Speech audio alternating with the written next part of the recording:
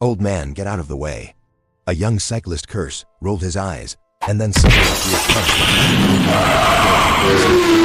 An 85-year-old veteran had simply asked them to line up like everyone else. Everyone was stunned. No one intervened. But 30 minutes later, 2 military SUVs pulled up outside.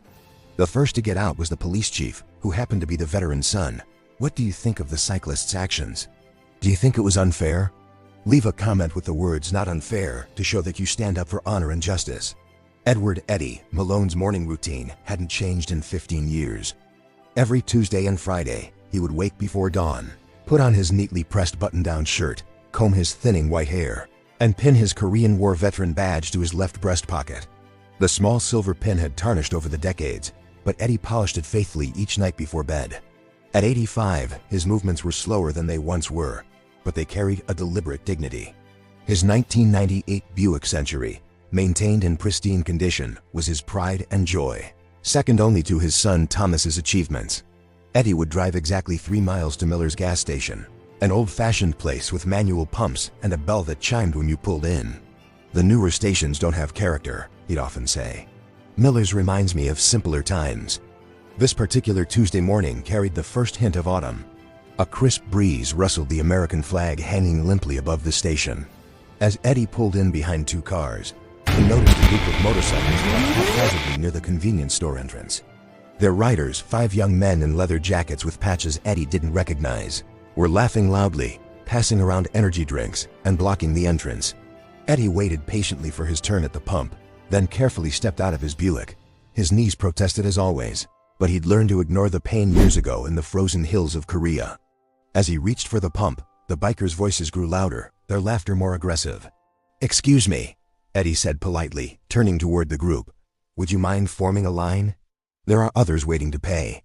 The tallest biker, no more than 25, with a neck tattoo and a pierced eyebrow, spun around. "What's it to you, old man?" Eddie straightened his back, standing as tall as his frame would allow. "Common courtesy. We're all just trying to get on with our day." The biker snorted and nudged his friends. "Hear that? Common courtesy. Who even talks like that anymore?"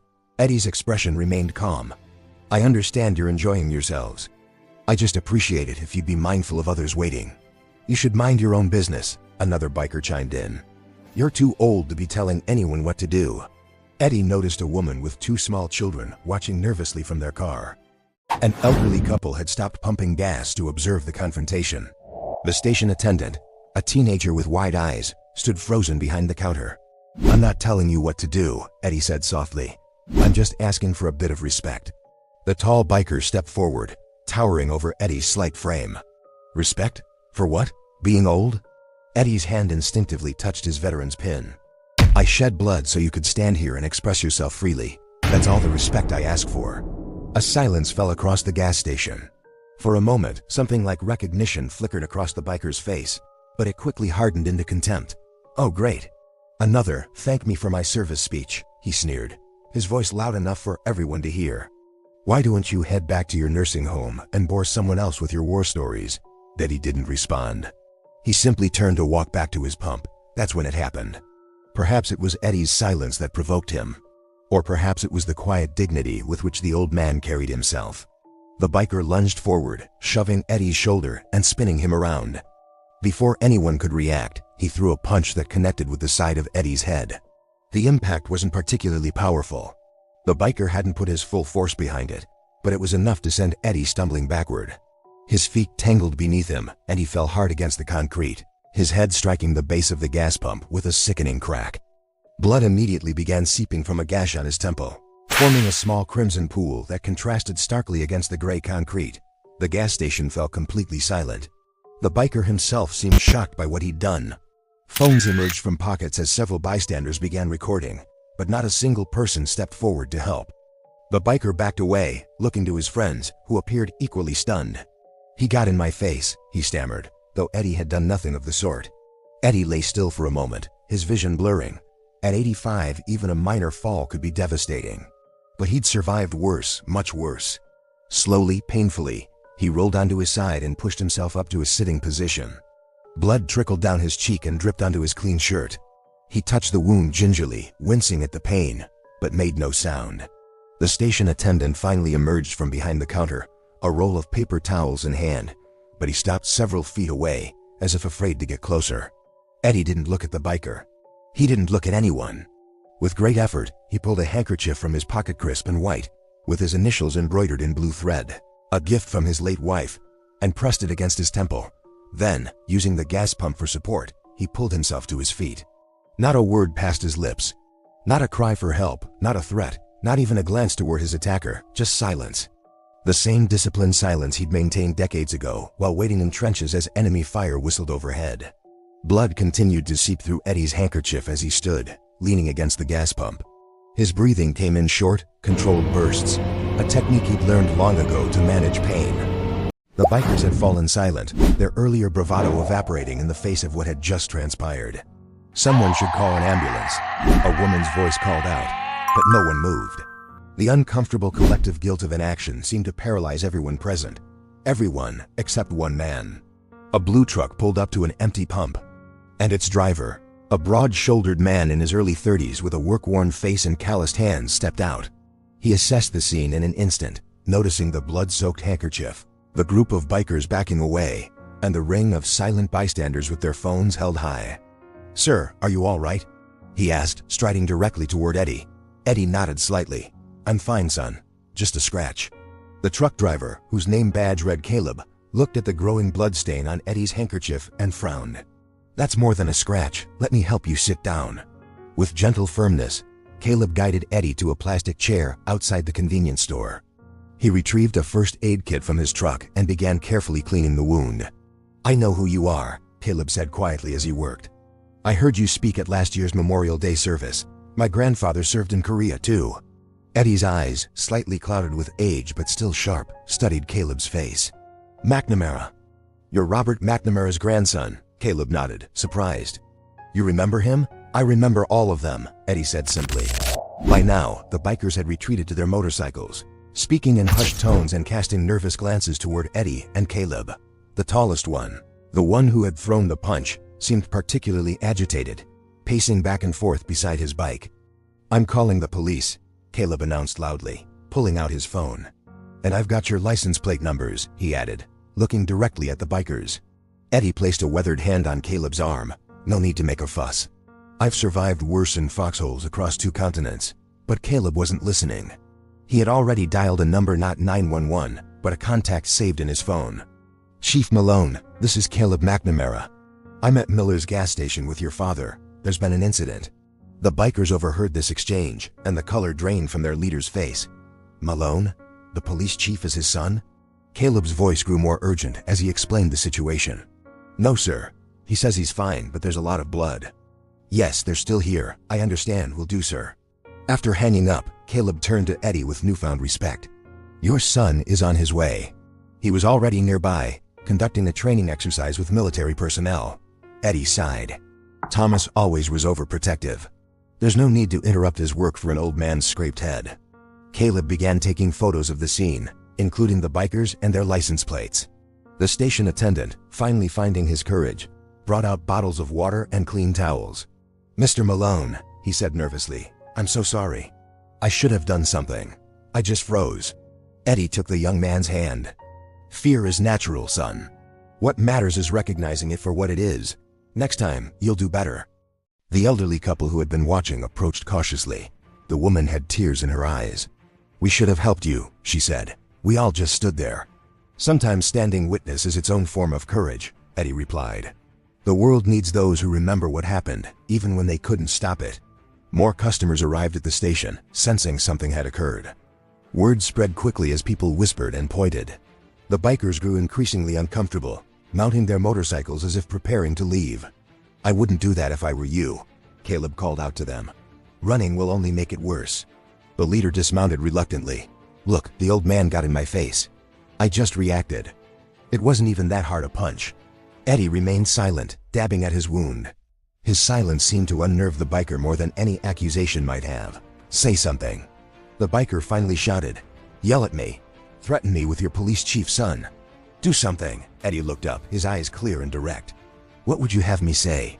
That I hate you? I don't. That I'm afraid of you? I'm not. I faced men who truly wanted to kill me, who believed with all their hearts that I deserved to die. You're just a young man who lost his temper. The biker's aggressive posture faltered. But I hit you. You're bleeding because of me.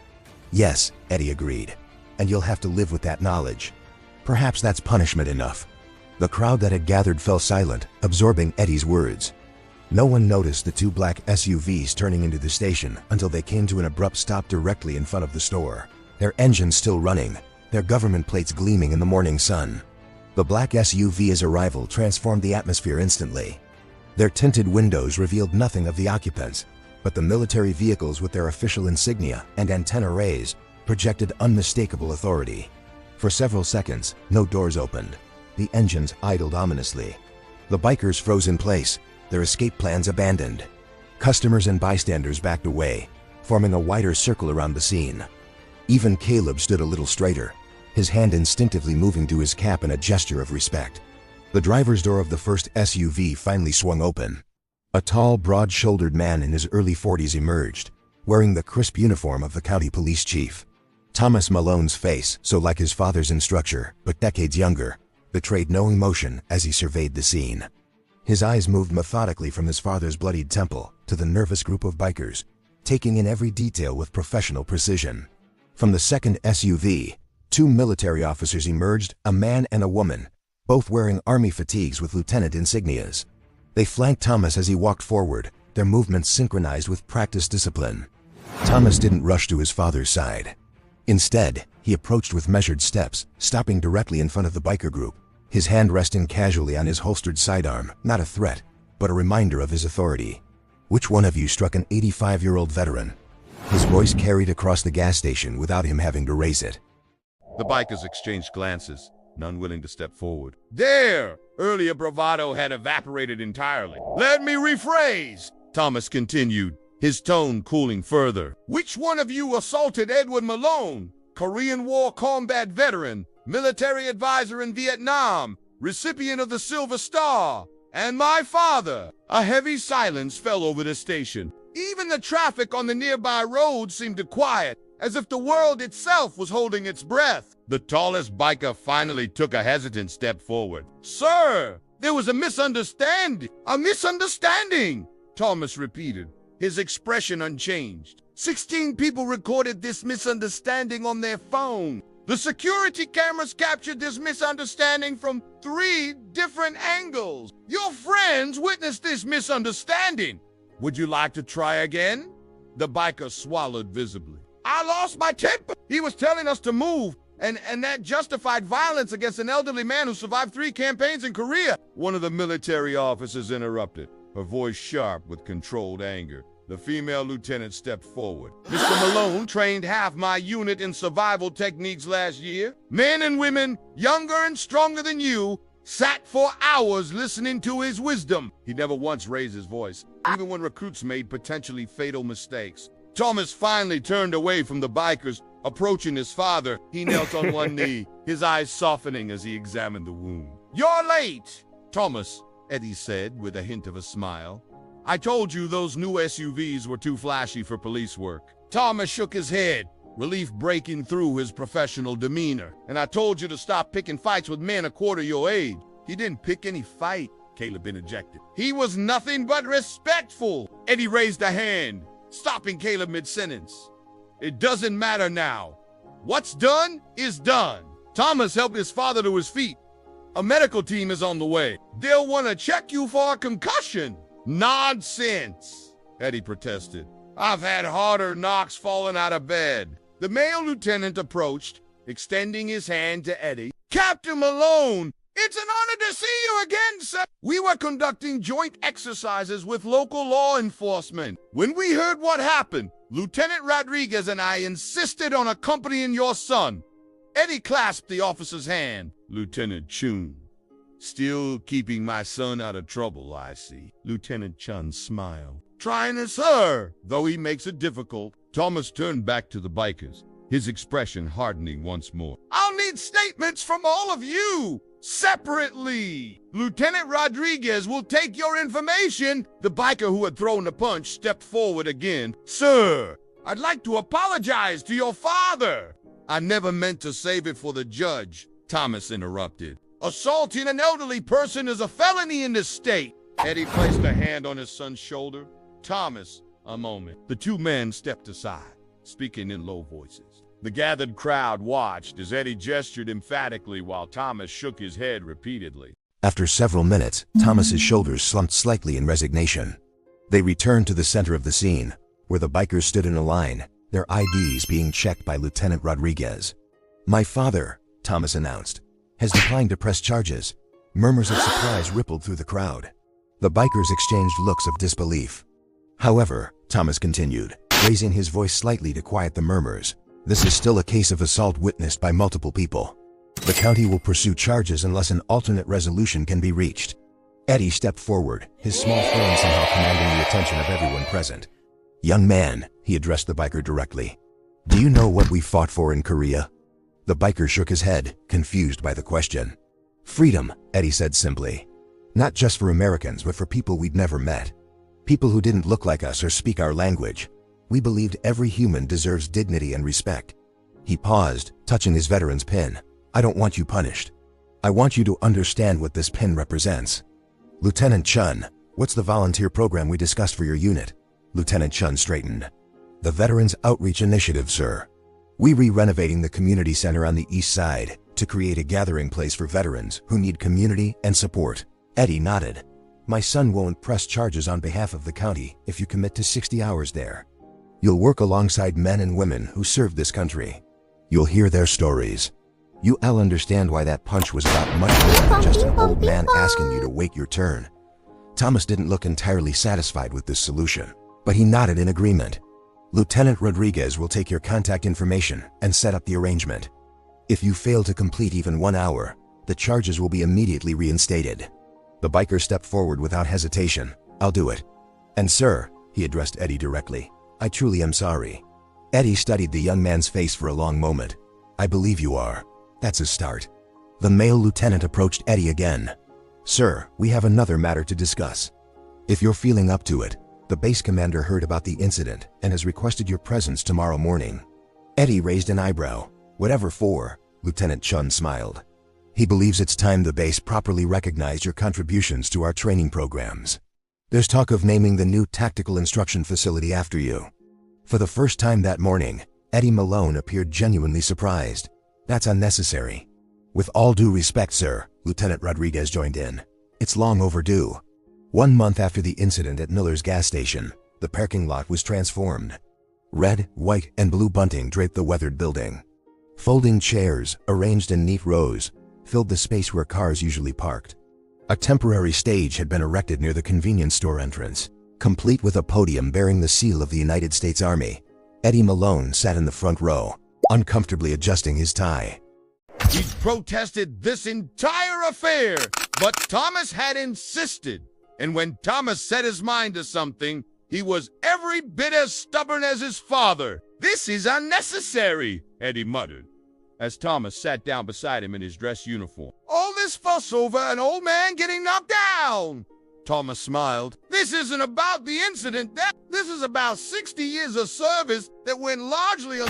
The crowd filling the chairs represented a cross-section of the community. Veterans in their service caps sat alongside young families. Police officers mingled with teachers and store clerks. In the back row, somewhat separate from the others, sat 5 young men in clean button-down shirts. The bikers, now almost unrecognizable without their leather jackets. At precisely 10 a.m., a color guard from the nearby military base marched forward. Presenting the flag with crisp precision, the base commander, a stern-faced colonel with a chest full of ribbons, approached the podium. "Ladies and gentlemen, we gather today not just to honor a man, but to recognize a principle that seems increasingly rare in our society: quiet dignity in the face of disrespect." As the commander spoke about Eddie's military record and his decades of community service, Miller himself, the elderly owner of the gas station, stood near the convenience store entrance, beaming with pride.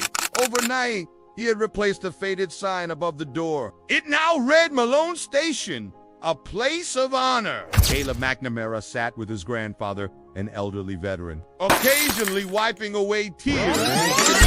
exploits in Korea were recounted in detail, many of which Eddie had never mentioned, even to his son. And so, the commander concluded, "It is my privilege to present Edward Eddie Malone with this commendation from the Secretary of the Army, recognizing his lifetime of service both in uniform and as a civilian." Eddie rose slowly, waving off Thomas's attempt to help him to the stage. As he made his way to the podium, the entire assemblage rose to their feet. The applause started slowly but built to a thunderous ovation that caused the old veteran to pause halfway up the steps, overwhelmed by the response. At the podium, Eddie appeared smaller than ever, dwarfed by the microphone and the large military seal behind him. But when he spoke, his voice carried clearly across the transformed gas station lot. "I don't deserve this recognition," he began. "I was just one of many who did their duty when called. The true heroes never came home." He paused,